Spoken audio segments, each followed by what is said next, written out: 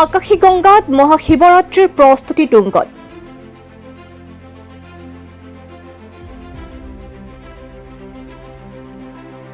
কাৰ্বি আংলং আৰু হুজাই জিলাৰ সীমান্তৱৰ্তী অঞ্চলৰ ঐতিহ্যমণ্ডিত শ্ৰী শ্ৰী আকাশী গংগা শিৱ মন্দিৰত বিগত বৰ্ষৰ দৰে এইবেলিও অহা ৮ মাৰ্চৰ পৰা ১২ মাৰ্চলৈ ৫দিনীয়া বৰ্ণিল কাৰ্যসূচীৰে মহাশিৱৰাত্ৰি পূজাৰ আয়োজন কৰা হৈছে। এই শিৱৰাত্ৰিৰ সৈতে সংগতি ৰাখি প্ৰথম দিনাৰে পৰা পূজা অৰ্চনা, হৰিৰ নাম কীৰ্তন আদি কৰি পূজাৰ বিভিন্ন কাৰ্যসূচী আটাইকেইটা দিনতে অবিৰতভাৱে চলাই যাব আয়োজক সমিতিয়ে। ইয়াৰ লগতে ৫দিনীয়াকৈ মহাশিৱৰাত্ৰি মেলা উৎসৱ আয়োজন কৰা হৈছে। এই মেলাত অসমৰ বিভিন্ন ঠাইৰ পৰা কলা কৌশলী সকল আহি উপস্থিত হ'ব। আকাশী গংগাত আৰু বহু হাজাৰ ৰাইজৰ সমাগম ঘটিব পাঁচোটা দিনতেই। ইতিমধ্যে মেলাৰ প্ৰস্তুতি প্ৰায় সম্পূৰ্ণ কৰি তুলিছে মেলা আয়োজক সমিতিয়ে আৰু এক উৎসৱ মুখৰ পৰিৱেশ সৃষ্টি হৈছে আকাশী গংগা শিৱ মন্দিৰ প্ৰাংগণত। ইয়াৰ উপৰি বিভিন্ন নৃত্য প্ৰতিযোগিতাৰ লগতে সাংস্কৃতিক সন্ধিয়াৰ অনুষ্ঠানো আয়োজন কৰা হৈছে আৰু অসমৰ বহু কেইগৰাকী জনপ্ৰিয় সংগীত শিল্পীয়ে সাংস্কৃতিক অনুষ্ঠানত গীত পৰিৱেশন কৰিব। এই ৫দিনীয়া উৎসৱৰ কাৰ্যসূচীত সকলো শ্ৰেণীৰ ৰাইজৰ সহায় সহযোগিতা কামনা কৰিছে আয়োজক সমিতিয়ে।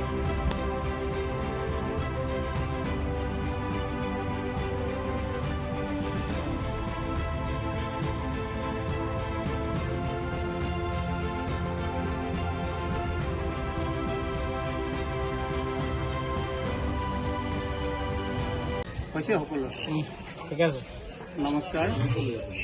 জয় জয়তে সমূহ অসমবাসীৰ ৰাইজক আগন্তুক শিৱৰাত্ৰি উৎসৱৰ বাবে আন্তৰিক অভিনন্দন জ্ঞাপন কৰাৰ লগতে সাংবাদিক বন্ধুসকলক শ্ৰদ্ধা আৰু ভক্তি জনাইছোঁ। পৰম শ্ৰদ্ধাভাজন অসমবাসীৰ ধৰ্মপ্ৰাণ ৰাইজসকল, শ্ৰী শ্ৰী আকাশী গংগা থান উন্নয়ন সমিতিয়ে প্ৰতি বছৰৰ দৰে এইবছৰো অহা ইংৰাজী ৮, ৯, ১০, ১১ আৰু ১২ মাৰ্চ ২০২৪ তাৰিখৰ পৰা বৰ্ণাঢ্য কাৰ্যসূচীৰে আকাশী গংগা থান প্ৰাংগণত উলহ মালহেৰে শিৱৰাত্ৰি উৎসৱ উদযাপন কৰিবলৈ আমি সাজু হৈছোঁ। সেয়েহে সমূহ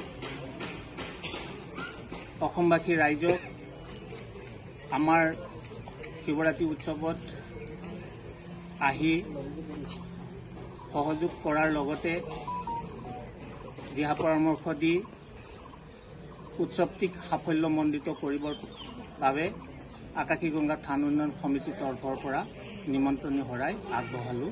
নমস্কাৰ। নমস্কাৰ, মই শ্ৰী শ্ৰী আকাশী গংগা থান উন্নয়ন সমিতিৰ হৈ অহা ৮ মাৰ্চ ২০২৪ তাৰিখৰ পৰা ১২ মাৰ্চ ২০২৪ তাৰিখলৈকে আকাশী গংগা থান উন্নয়ন সমিতিয়ে আকাশী গংগা থান প্ৰাংগণত যি মহাশিৱৰাত্ৰি উৎসৱ উদযাপন কৰিছে, সেই উৎসৱলৈ মই অসমৰ ভক্তপ্ৰাণ ৰাইজক আমন্ত্ৰণ জনাইছোঁ। নমস্কাৰ।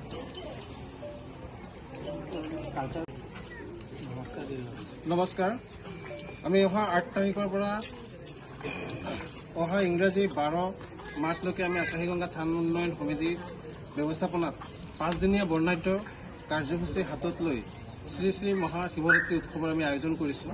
তো সেয়া আছে আমাৰ ৭ তাৰিখ সন্ধিয়া ৬ বজাত বন্তি প্ৰজ্বলন, ৮ তাৰিখে আছে ৰাতিপুৱা উষা কীৰ্তন আৰু ভাগৱত পাঠ, তদ্ৰূপ আপোনাৰ সন্ধিয়া আছে আধুনিক নৃত্য প্ৰতিযোগিতা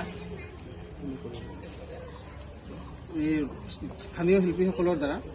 তাৰ পিছদিনাখন তদ্ৰূপ আপোনাৰ ৯ তাৰিখে ৰাতিপুৱা উষা কীৰ্তন আৰু ভাগৱত পাঠ আছে।